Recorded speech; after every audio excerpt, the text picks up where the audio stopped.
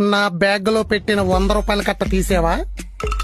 Bag కట్ట ఎక్కడున్నాయి? అటక మీద. అక్కడ ఎందుకు పెట్టావు? మీకు తెలియకూడదని. మాకు తెలియకూడదని పెట్టినప్పుడు నేను ఎలా తిత్తవా? లాజిక్. అటక మీద ఉన్న బ్యాగ్ తీయడానికి డైనింగ్ టేబుల్ దగ్గర ఉన్న కుర్చీ తెచ్చావు, మళ్ళీ తిరిగి అక్కడ పెట్టద్దా? అందుకే నేను నడుము పట్టేసింది. కుర్చీ ఉంటే నేరం నెట్టేస్తారా?